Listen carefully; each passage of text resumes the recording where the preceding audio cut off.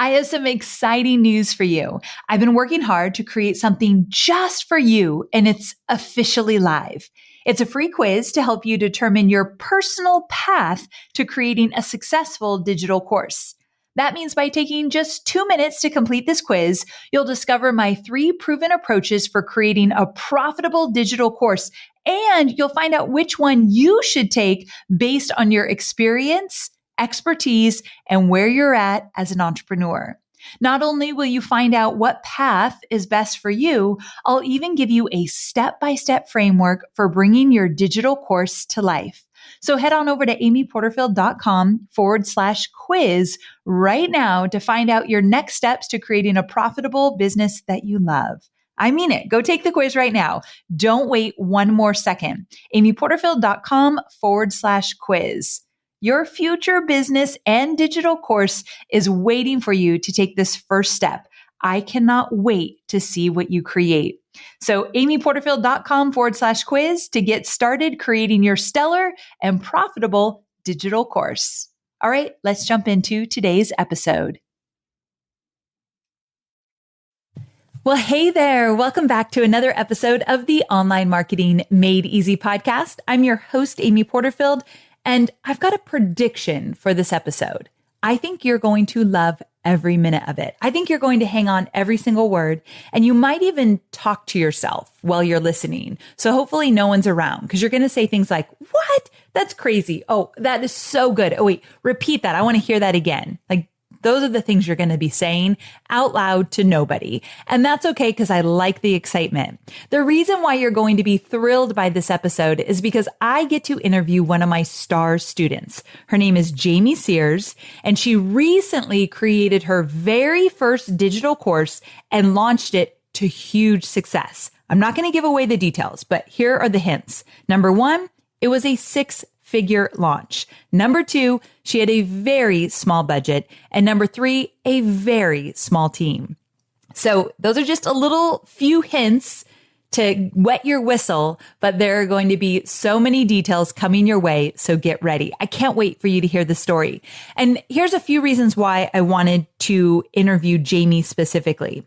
Number 1, she wasn't planning on creating a digital course. In fact, her husband had listened to one of my podcast episodes where I talked about my program, Digital Course Academy, and how it was coming out soon. And he heard me say that, and he told his wife, "You should create a digital course." And at the time, not only did she not have any plans to create a course, but she had no idea of the topic. And then when the topic came to her, she resisted it.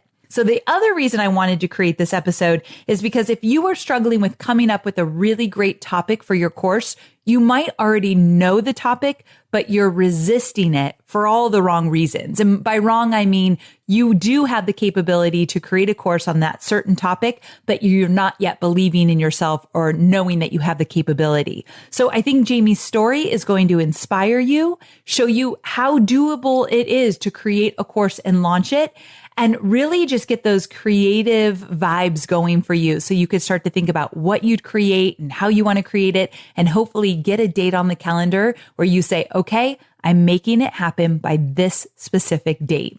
I can't wait for you to hear all of the details. So we're going to jump into my interview with Jamie in just a minute. Before we get there, a quick listener spotlight. This is one from Madrid Teacher.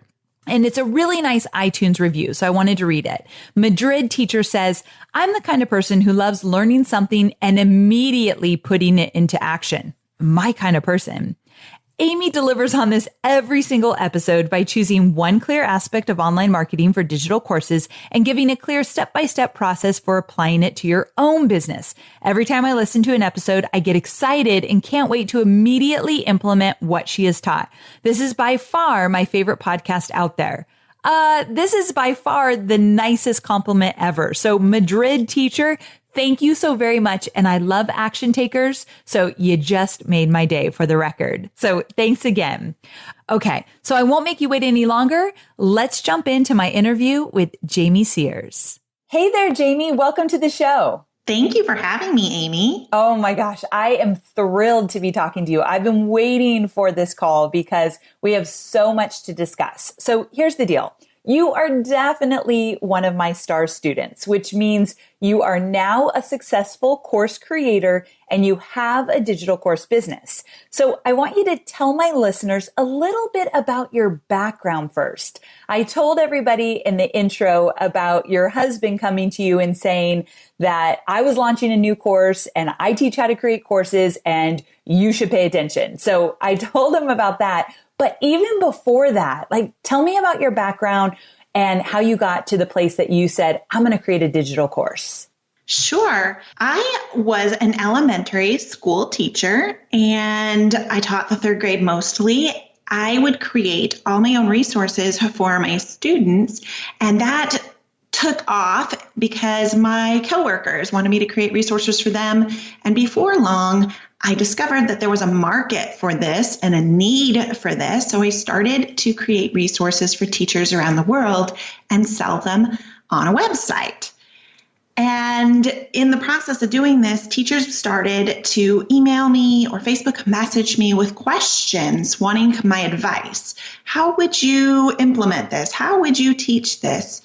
And I started doing some Facebook Lives because so many teachers had the same questions. Last summer, I did a series of Facebook Live videos about math centers and teaching writing, and teachers loved them.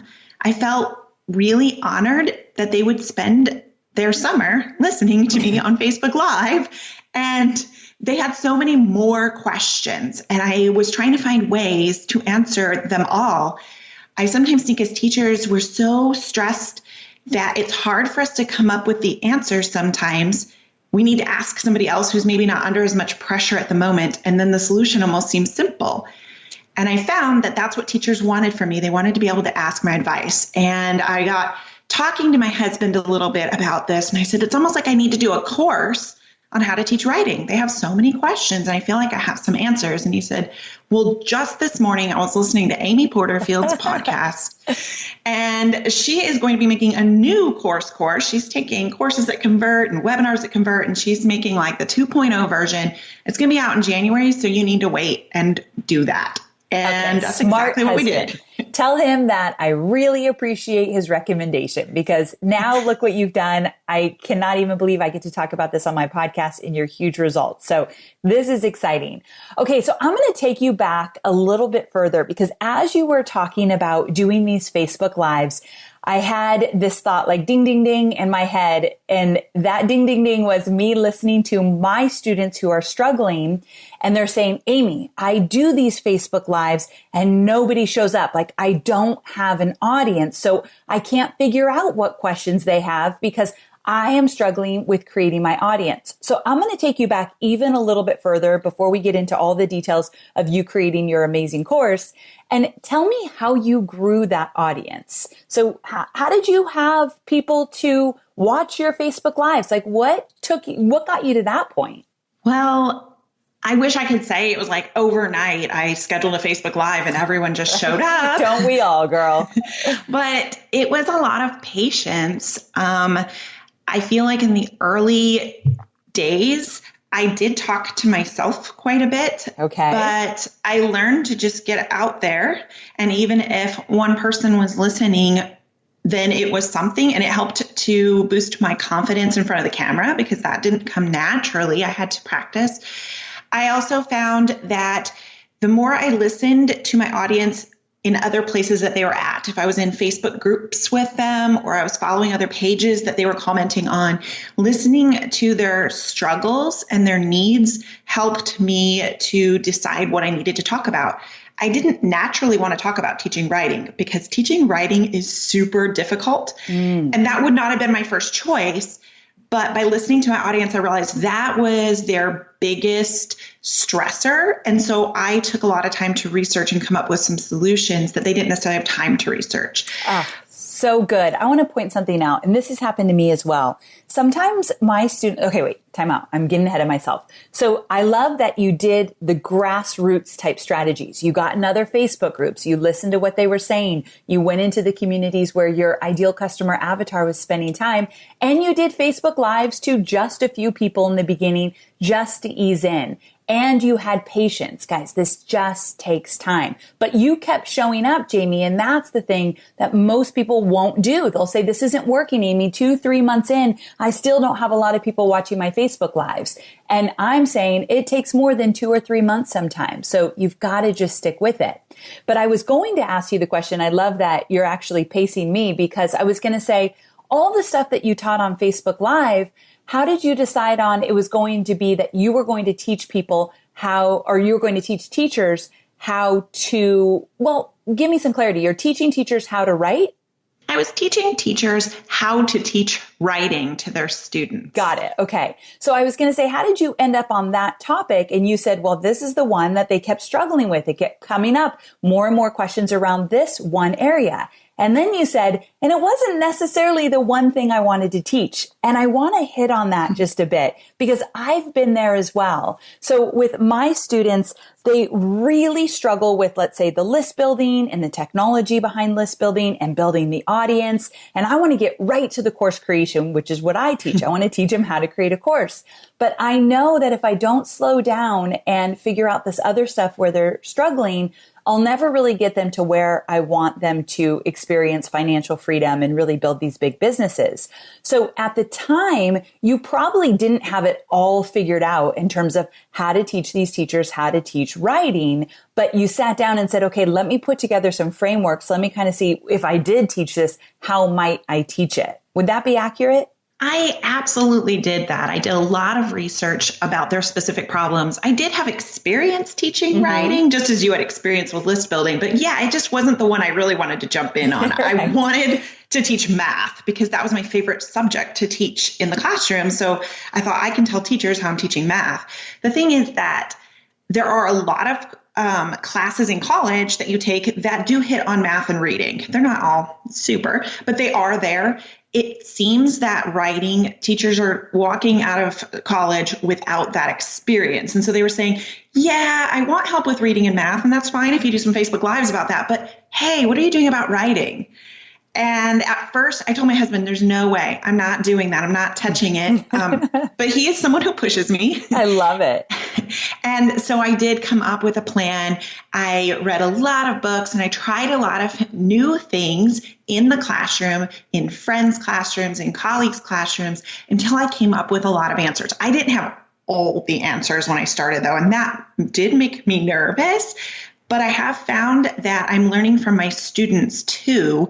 And I actually feel more knowledgeable now about the topic than I did when I started creating the course. I feel much more comfortable. Oh, that is so cool. So guys, you don't have to figure it all out. Of course, she had the skill set and knowledge. And so she came to the table with enough that she could teach how to do it. But she's refined it. She's made it better. She's experimented with the topic of her course so that she can make it even better. And now that she's launched once, now she's really ready to go. And that's good too, because her students have gotten huge results. So it's okay if you don't have it all figured out. You have it way more figured out than you think. I guess that's the real point I want to make. You do have so much there. It's just okay if it feels a little bit scary in the beginning, and you will refine it. So I just want to put that out there. Okay, so you joined Digital Course Academy with some encouragement from your sweet husband, and you're one of my star students because not only have you gotten huge results, but you also follow the framework. So you did everything that I laid out in the course, which I love. And I love that your husband said, follow what Amy teaches, and then you can make it your own as you get going and as you've seen success. And that's exactly what I tell my students. And so in the beginning, you sold digital resources for teachers, and you did that for years, but you had never created a course. So how did you basically ease into this process? What did it look like for you to create a course? Some days it looked like a hot mess. Amen. And other days it was all neat and organized and Post-it notes on the wall. I think that it was just really important to me to keep thinking about my audience and what they needed. And I always came back to that I knew what I was creating was so needed. I kept thinking about the number of students not just teachers, but the number of students that I could help through the course. And so during the days where I felt a little bit overwhelmed, what I was doing was I was looking at everything that needed to be done instead of just focusing on the tiny task that I should be doing right that moment. When those days would happen, I really did try to reflect on why I was doing the course to begin with, because in the middle of tech and list building and stuff, I think that it's easy to lose track of the people that you really want to help, that it's about them and the Facebook ads and the lead magnets. All of that is just to find those people who need your help. And I had to keep reminding myself that over and over again. Oh, so true. So you outlined your course, and what did the outline process look like for you? I mean, you're a teacher, so I'm guessing the outline process might have been easier for you than others, but I don't know. What was that process like for you? Well, I did the strategy you talked about in DCA with all of the Post-it notes and writing up my ideas, which later became modules and then lessons underneath them. I put it on the wall in my house. My kids still talk about the wall of Post-it notes. I mean, it was huge. And then I started counting the Post-it notes and I got a little overwhelmed. I'm like, how will I ever make a course this big? But I kept it up there for quite some time. We switched it over to a Google document, so it was a little easier. But at one point, I had this little epiphany that my course was too big. I was trying to tell them absolutely everything they would need to know for the next year. And it occurred to me that that's way too overwhelming for anyone, and that I needed to maybe cut it back a little bit. So I actually deleted the last 4 modules of my course. And one, it made me feel less stressed about creating the course. But I also realized, like, I created something that teachers will actually finish. There's no point in creating like this monstrosity of a course that no one will actually get through. I decided I saved those 4 modules and all that content because I think it's really important and really good. I plan to put it in my membership site that teachers will be able to join when they're done with my course. Okay, that's exactly what I was just thinking. So we've been working on our membership site for students who go through Digital Course Academy, and it's their next step. And I was thinking the exact same thing, where there's so much more I want to teach my course creators and drill down into, but they'll never finish DCA if I add all of that. So it goes into my membership site. And that's exactly what you're doing as well. So you worked on your outline, you fleshed it all out, you used the Post-it note strategy, which I teach in the program. And then you realized, holy cow, I've got more content than I need. But I love that you didn't just trash it. You saved it and said, okay, this is actually going to be a moneymaker for me down the road. So good. Okay. I am loving this. All right. I have so many more questions for you. Okay. So you create your course and you're ready to launch, and we'll get into some launching details and more specifics there. But I want to talk about the fact that you increased your email list to 7,000 subscribers. Now, that is something that my students are going to be paying close attention. If they're multitasking right now, they have come back to us. They're saying, okay, how the heck did you get 7,000 people on your email list? So talk to me about the strategies here and what you did to grow your email list during your launch.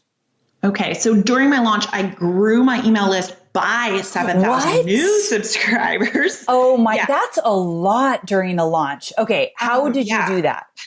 So I think it's typical for course creators probably to set goals by like how many courses they want to sell or how much money they want to make. And that's really the route that we went to. And we hadn't even considered some of the other benefits of having a course, which would be increasing our list. We have been working on our list for about 3 years now.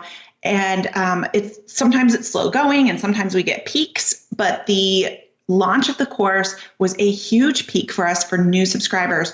And the 7,000 was from the day I announced my webinar until the day I closed the cart on my course, was 7,000 new subscribers. And really, we were shocked. We had no idea that this was going to happen. But those 7,000 new subscribers were people who signed up for my webinars who were not already on my email list.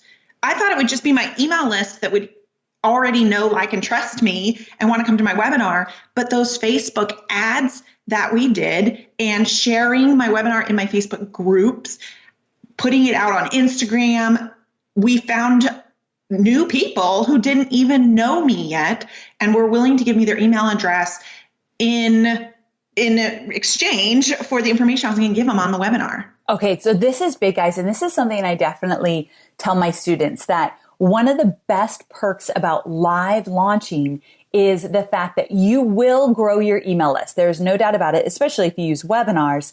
And of course, not all 7,000 people are going to buy, but a lot of those people are going to buy the next time she launches because they've heard the whole messaging around what they get and what transformation looks like and all of that. So they start to think about it. They might not be ready now, but next time they hear it, they're even more ready to buy. So this list growth through live launching is a real thing. And it is a huge part of how I've grown my list as well. So I love that you bring that up. And also, okay, so you said when you were promoting your webinar, you would promote it on social media, of course. You would talk about it in different Facebook groups. I know you use Facebook advertising as well, right? I do use Facebook ads. We really enjoyed Rick Mulready's lessons inside of DCA, but we've been listening to him for a while and we've been working on our Facebook ad game. But this was our first big run at it. So I want to point something out. How long have you been building your business? Not just courses, but the resources and such. I started my business 6 years ago, but really 3 years of being serious. Gotcha. So 3 years. And I don't think I said this in the intro, but 5 kids? You have 5 kids?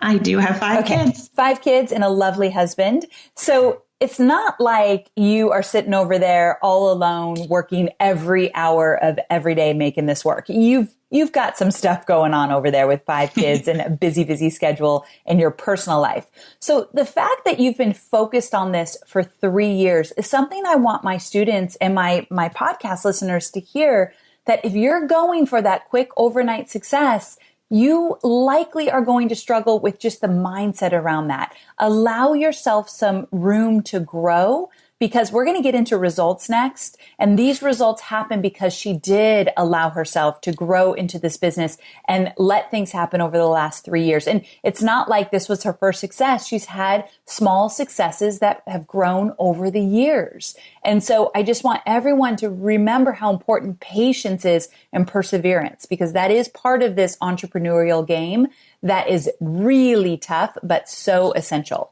Okay, so you grew your email list. You experimented with Facebook ads. I want to ask you, is there a certain type of Facebook ad that you really love? Do you do video ads or only static image ads, or anything that kind of really worked with you in terms of Facebook ads to fill up your webinars? We tried different things. And I think that's been what we've learned most about Facebook ads, is that you don't want to put all your money into this one image or this one video, because we were often surprised that the image that we thought was going to take off did not. And yet it was some other image that I had thrown together and not thought was very fancy. Right. So we found that our best ads, yes, we like video ads. We did do the short commercial where I shared a tidbit about teaching writing and then said, if you like this, come to my webinar. We did do that. We liked that. But there was an image of me standing in my office that had bright colors, and it just performed really well. And we experimented with several. And then the one that really went well, we threw our money behind that. Okay, perfect. So you have to experiment. Like in Digital Course Academy, Rick Mulready teaches this certain type of Facebook ad. That's the one she's talking about with the video. But I love that you experimented with it, but then you also found something else that worked probably even better, because you know your audience more than anybody else will. I'm curious, that image where you're standing in your office, and it's fun, guys, because we are just doing audio right now, but when we first jumped on, Jamie had her video on it. She has a really sweet office that she said, I needed one place to work in my home because I've got 5 kids. So they turned a bedroom into an office, and it's very colorful and really a really cute office that she says it makes her feel really good when she walks into it. And so you were standing in the office, but was it a posed professional shot or was it a candid one? What kind of photo was it? I had a professional take it, but it looks more candid. Gotcha. I look comfortable in my office and happy. And people noticed my office and started conversations about it. Yes. And it got engagement which told Facebook to keep sending it out to these people. Yeah, perfect. So I love that. So yeah, when you just have to experiment, you never know what might work, but we have noticed the more candid, casual photos and videos tend to work really well. So I'm glad that you experimented with that as well. Okay. So let's talk about some results, and we're going to still drill down on some strategies as well. But first of all, you had a goal for this launch. You wanted to sell how many courses? I wanted to sell 1,500 courses, which I really felt like was a stretch goal, but I love to work for a stretch goal. I love a girl that loves a good stretch goal. And so what is the price point of your product? My course is $97 and there is an upgrade option for $147. And the name of your course is? Not So Wimpy Writing Masterclass. I love it. Not So Wimpy Writing Masterclass. $97. And then you've got an upgrade to $147, you said? That's correct. And what do they get if they upgrade? If they upgrade, they get the lesson plans for the year to go along with the how to teach. Perfect. Okay, great. So your goal was 1,500 courses. Tell everybody how many courses you sold. I sold 2,625 courses during my 10-day launch. I mean, come on. Come on. So good. So good. Okay. So you blew your goal out of the water. And do you remember, and it's okay if you don't, because I'm putting you on the spot. Do you remember how many people actually took you up on the upsell?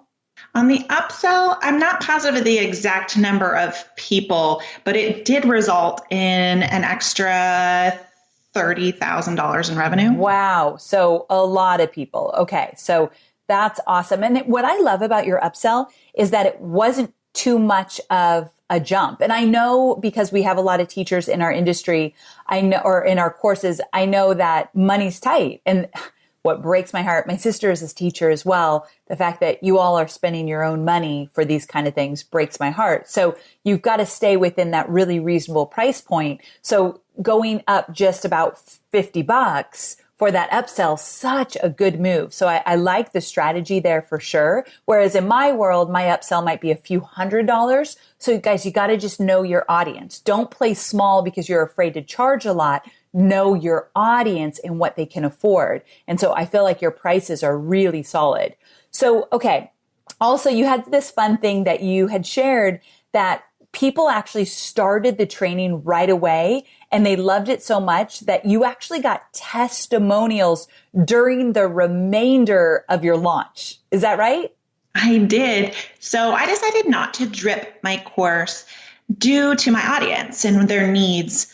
I like the idea of dripping a course that you don't feel overwhelmed by so many modules all at once. But my audience, summer isn't the same for everyone across the country. And some of them need to do it really fast before they go back in July. And some don't want to think about it till August. So I decided to just give it all at the beginning. And I was shocked when some of my new students started the course right away, and some of them even binge watched it for a few days and finished the course before I had even finished the launch. I was nervous that maybe I didn't give them enough information, but in fact, all of their feedback was, it was so good I couldn't stop watching. I'm just going to rewatch it again later in the summer.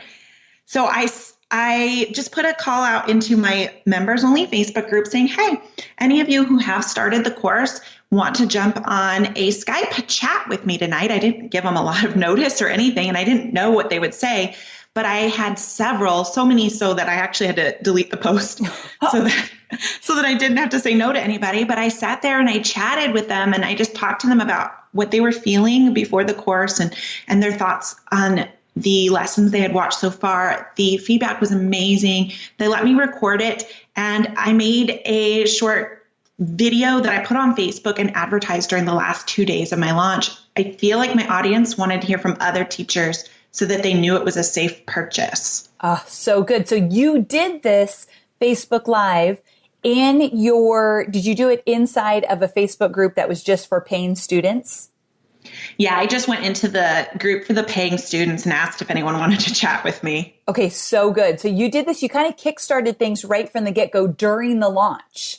So one thing I love is that you guys, we can be nimble during a launch. And this is something, such a good lesson. I've actually never talked about this before. And that is that if you prepare in advance before you launch, if you do the work I teach you step by step in the course and you get all your ducks in a row, when you launch, you should have a little bit of breathing space so that you're not overwhelmed the entire time trying to create. That's not what the cart open, Jamie had 10 days of cart open. That's not what that time is for. You've done the work. Now you're in the moment and present. And this doesn't always happen in a first launch. It might take you a few launches to get there. But my goal is always to be very fully present during the cart open phase and to be available like Jamie did to say, you know what, I'm going to jump into the new members Facebook group and we're going to do a kickoff call and I'm going to get them started if they want to start binge watching or whatever it might be. And then look what happened. She got testimonials while her cart is open, which is very rare for the record. I never have that. So that's a really big deal. Remember, if you do the hard stuff leading up to the launch, it's almost like the day the cart opens, I take a big breath, like, okay, here we go. We've done all we can do. Now I'm just going to be very present. And with live video, that's one way to do it. Now, I have a question for you. You decided to do 10 days of cart open, and I teach anywhere between 7 and 14 days. How did you feel about 10 days? Did you wish it was shorter? Do you wish it was longer? Was that a good fit? Like, how did that work for you? We set our dates way back in January. We bought DCA. We started listening to lessons. It was one of the first things you had us do was pull out the calendar and set dates. We already had some summer trips planned, both personally and professionally. And so we had to fit it in between some trips. And I only had really a 10-day window. So we decided to go with it.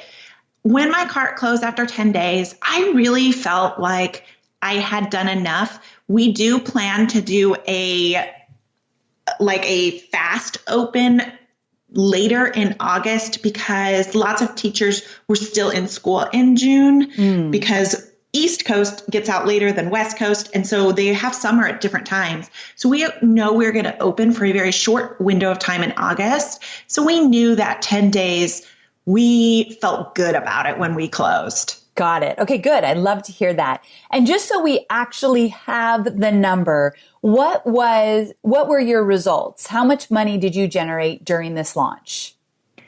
My course revenues were $280,000. $280,000. Okay, first of all, this is, seriously, guys, especially from a teacher, if you were just in the classroom, that number can blow any teacher's mind, but that blows my mind. And I know my students or my listeners are like, what? So $280,000. And I have two questions for you. The first question is, what did your husband think when you told him we just made $280,000? Our minds were blown. When I told him my 1,500 goal, he's one who pushes me, but he said, no, don't worry. We're going to open again in August, remember? So you don't have to make it all. Oh, and, I love it. This is our first time, so just stay positive. And to be real honest, when I first opened the cart, my first webinar, it had some issues. And right afterwards, although I had a lot of new customers, when I started tabulating it in my head, I was like, I won't make my goal if we keep at this rate. And so there were definite days where it was like, okay, I'm not going to make my goal this time, but I've learned a whole lot. And then as the launch just kept going, the momentum kept building. And he woke up one morning, looks at the stats, and he looks at me and goes, I think you're meeting your 1,500 goal today.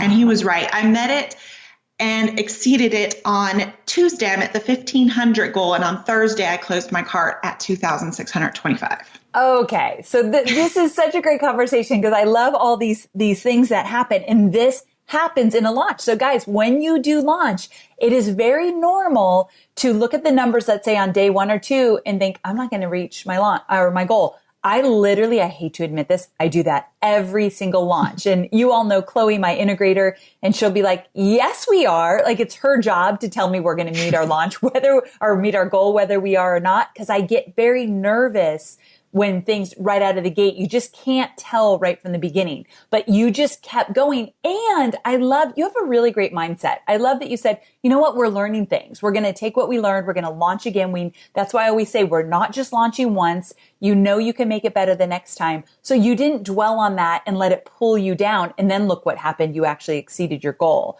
So that was huge. Also, you said, I have a question for you. So if you made it to about $280,000, do you know approximately how much you spent to make that? Yes, we have calculated it, and it looks like we've spent $10,000 to make the 280. Stop talking. I was actually very nervous to ask that question because I hadn't prepared to ask it. And I'm like, what if she says $200,000? And then I have to tell everyone, well, let's talk about this. $10,000.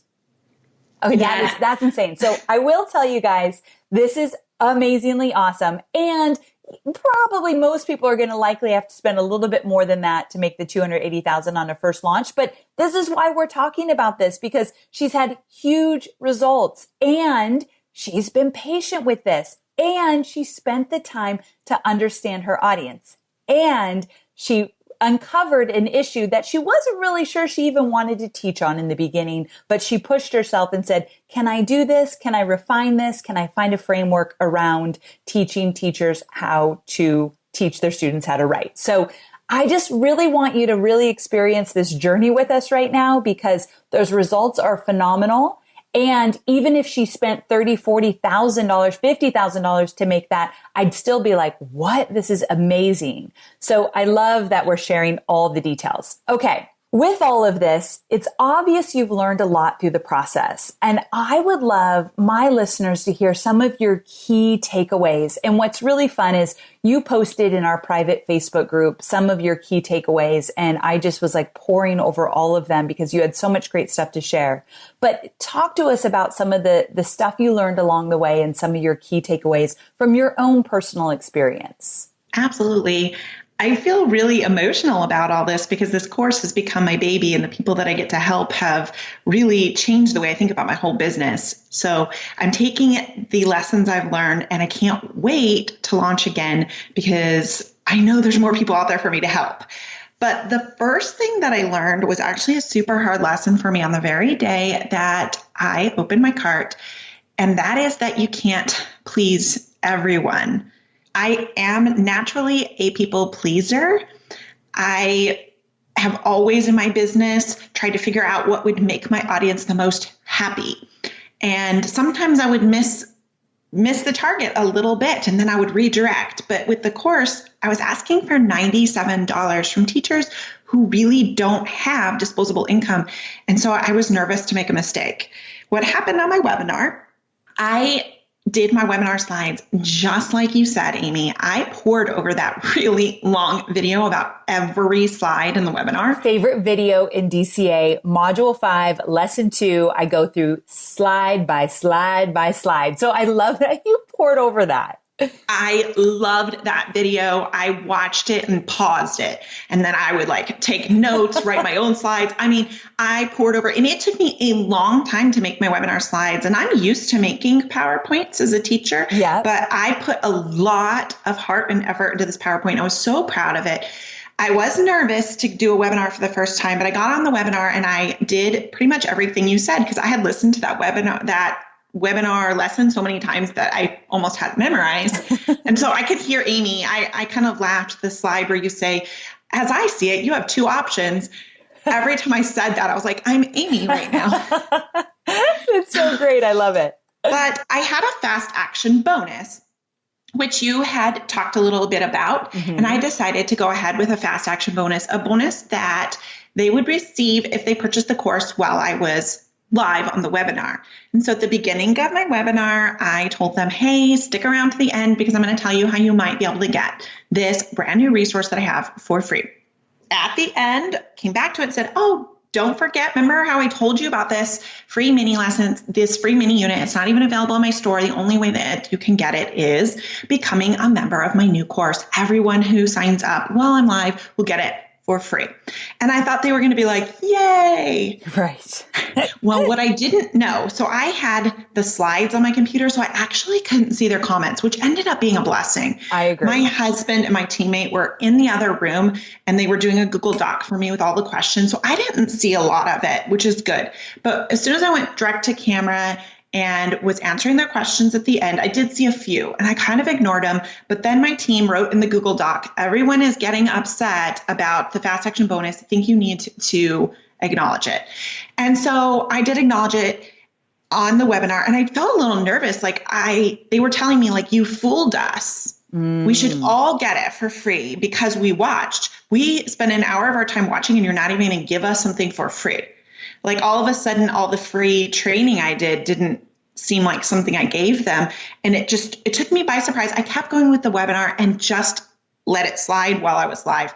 And then I let myself kind of go down a rabbit hole. I sat there reading every comment on my webinar. I was trying to respond to them all, which was really difficult. But that's when I could see all of them that my team had hidden or even ones that they had gotten by them. And I got to see how many people had said it. Now, thousands of people were happy.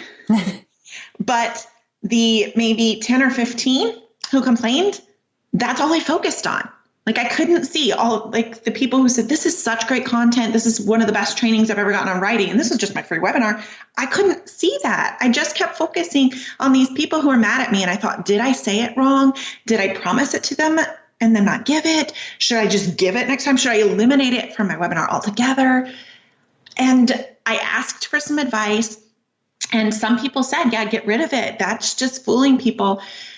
But I decided when we bought DCA, my husband and I said, we're going to do DCA exactly how Amy says to do it. And then after that launch, we'll take what we've learned and we'll make any modifications we need to. And so I said, I'm just going to go ahead with the second webinar and I am going to do the fast action bonus again.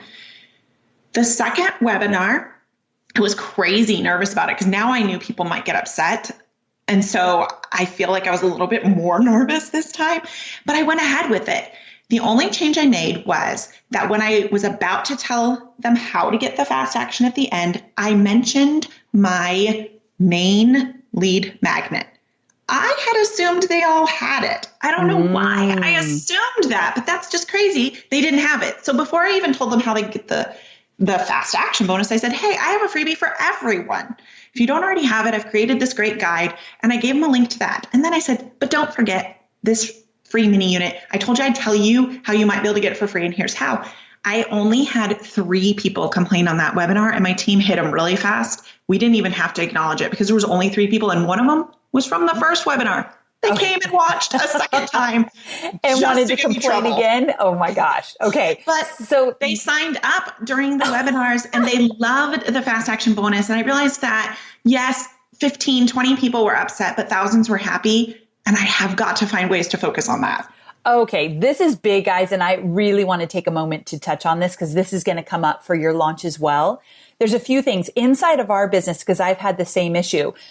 Just for those of you who don't understand this concept or strategy of a fast action bonus on a webinar, I teach it inside of the DCA program. But funny enough, this was one of those things that I had to find a new way to teach it because it became an issue with my students, similar to you, that they were talking about it on a webinar and people were getting confused or frustrated. So I actually had to sit down and refine it. And still some people get confused and that's okay. The way you handled it is exactly how you can't make everyone happy. But before it was a major issue because I had the wrong wording around it. So as a course creator, I had to refine it and that happened. So give yourself the space to do so and don't beat yourself up as a course creator if you have to go back in your course and make something better. Always be listening to your students. So that's a whole side note. But what I will tell you is that I love what you said about you cannot focus on the people, the small group that is complaining. And a lot of times back in the years of growing my team would come to me and say, everybody is upset about this, or tons of people are worried. And I'll say, how many exactly? And although I know they don't know the number, they think about it and they're like, well, there's 10 people. Approximately. And I'll say, okay, so we've got 2,000 people on right now. So it's not everyone. And you can't come at me with that energy because I will worry. Definitely. And so one, I had to educate my team that pay really close attention to the number of people. And then you bring it to me when it's a bigger issue. If not, my team can handle it. And that's exactly what your team did. They were able to handle it and you weren't having the stress. We have to keep things in perspective. And then at the end of the day, like you said, you cannot please everybody. So, and then you found a solution because you do care about people. We don't want to confuse people. So you gave them the lead magnet. The last thing I'll say, and then I'm going to let you go on with your takeaways. The last thing I'll say is that, I love that you just found your own solution and you realize that we think everyone has our lead magnet. We think everyone knows about something we put out there. I bet a fourth of the people know, like they don't know. And so isn't that funny that we think everyone has seen something? It felt like they must have. Right?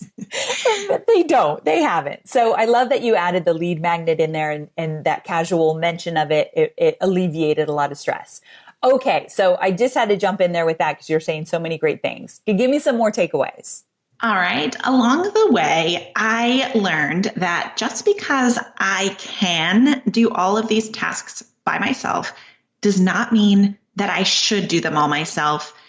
As I was going through DCA, I just had a baby and there was a lot of other facets of my business that I was running and all my family and kids and travel, all these things.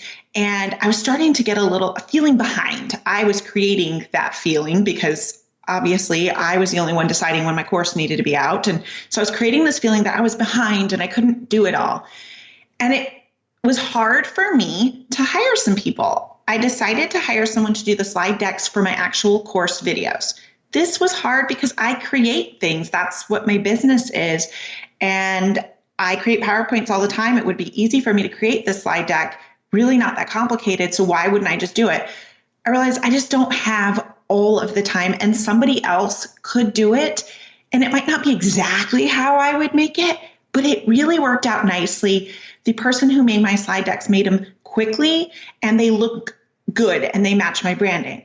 If I were to do them myself, would I make them different? Probably. And maybe someday down the road, I will change those slide decks.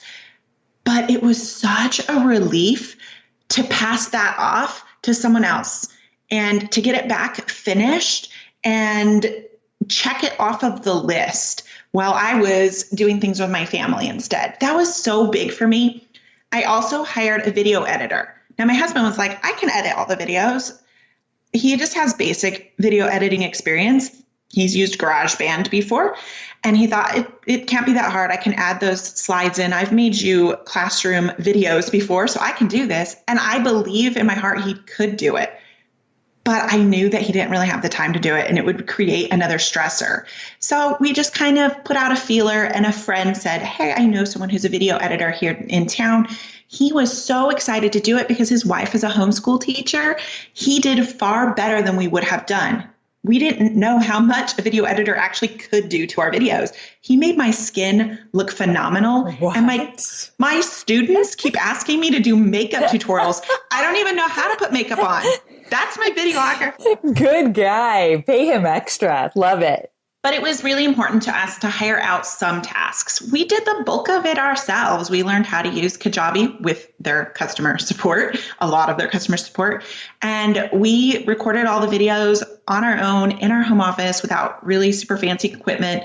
And we did a lot of the work ourselves, and we're proud of that. But we're also happy to say that when it got to be a little much, we hired out somebody else who was passionate about that particular type of project, did the work for us, and it was worth it. Oh, so worth it. And you don't have to break the bank, guys, to find people that will help you out. So don't have a limiting belief that you got to spend thousands of dollars to make it happen.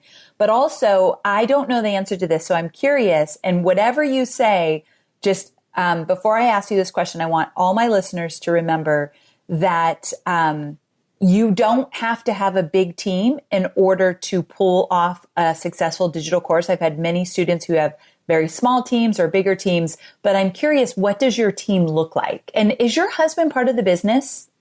He is now. Oh.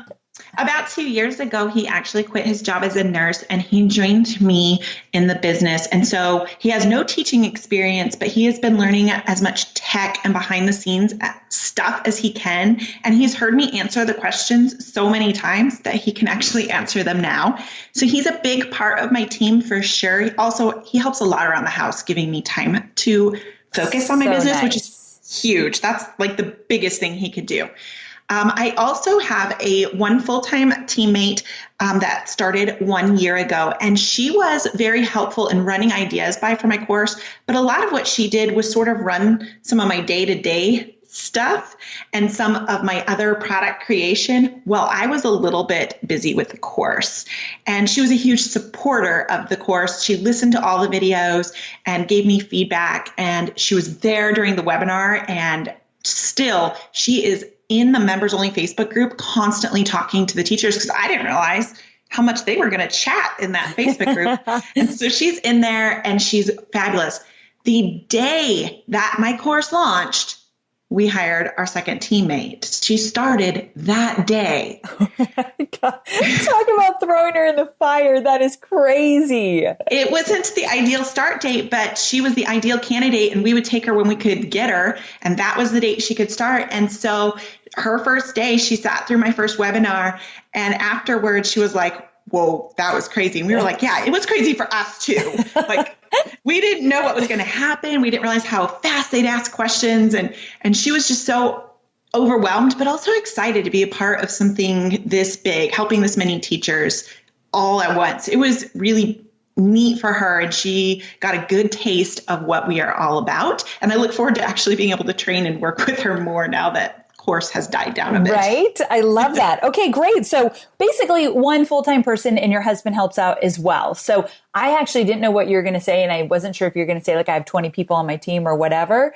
So you did a $280,000 launch with one full-time person and the support of your husband.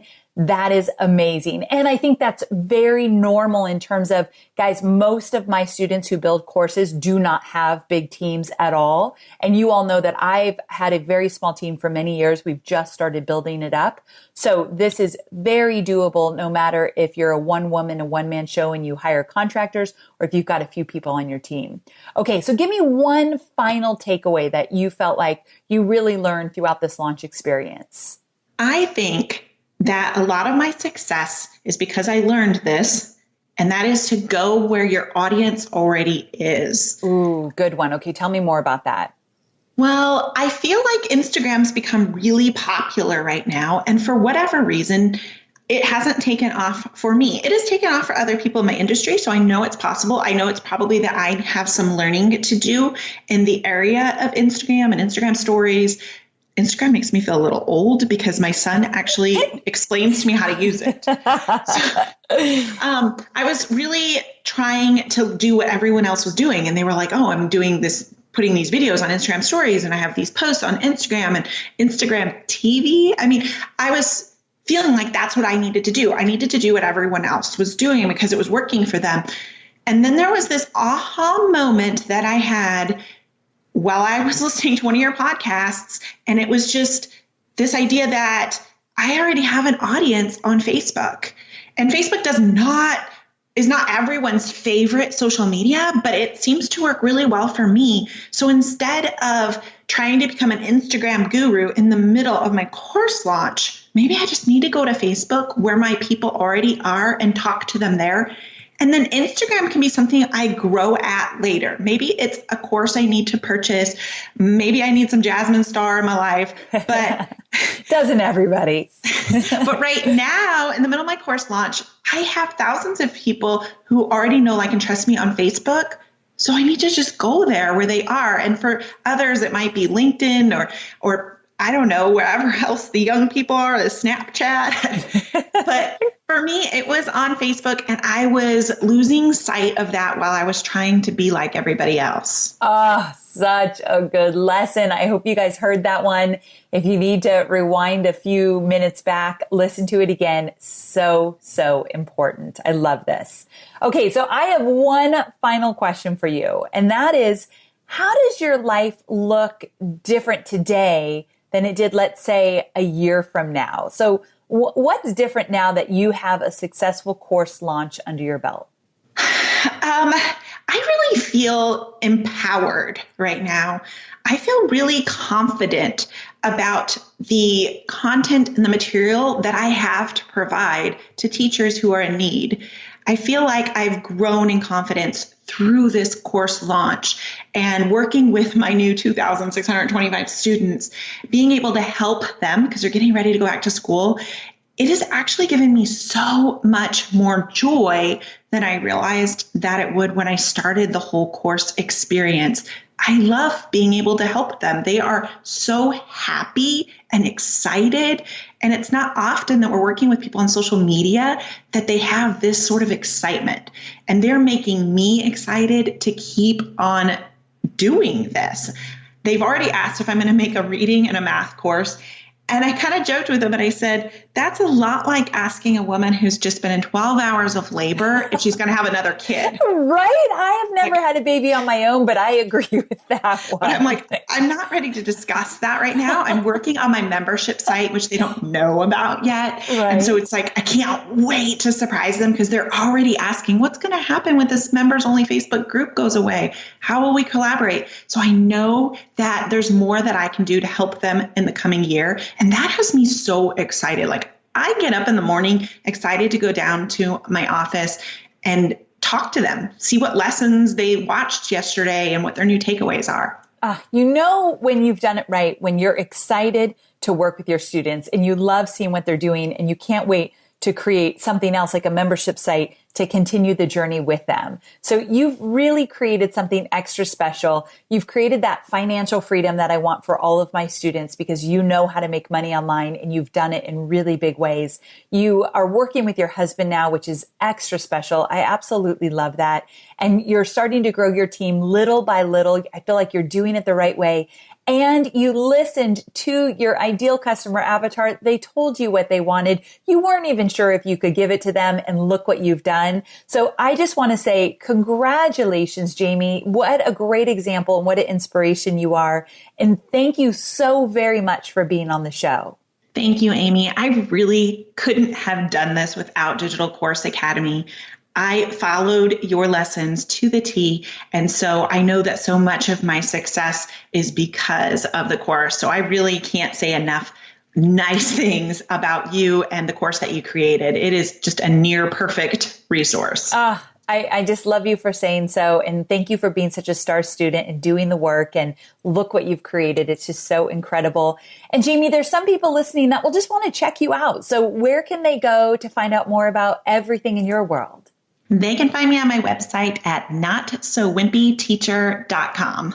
I love it. It's such a great website. Thanks again. And I can't wait to see you in the real world. So if we come into contact with each other, I'm giving you a big hug. So you better be ready for it. I will be seeing you in October. Oh, fantastic. You're coming to Entrepreneur Experience. I wouldn't miss it. Oh my gosh, I'm so excited. Okay, big hug. We're going to take some pictures together and I can't even wait. So thanks again, Jamie, for being here, and I'll see you in October. Bye, Amy. Bye for now.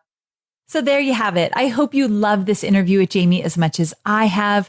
Listen, the goal here was to inspire you and help you understand just how doable it can be inside of your own business to create a digital course. Remember, she didn't have a big budget. She didn't have a big team. And in the beginning, she didn't even think she had the right topic for her course. All of this is doable if you're patient with yourself. So I hope you really found great value here. And right now, I hope you're thinking, I might want to create a digital course myself. I hope you're excited about the potential of creating a digital course in your business, because believe me, everything changes when you have a digital course that you can promote over and over again to create consistent revenue. I want that for you. All right. I cannot wait to talk to you again, same time, same place next week. Until then, make it a great week. Bye for now.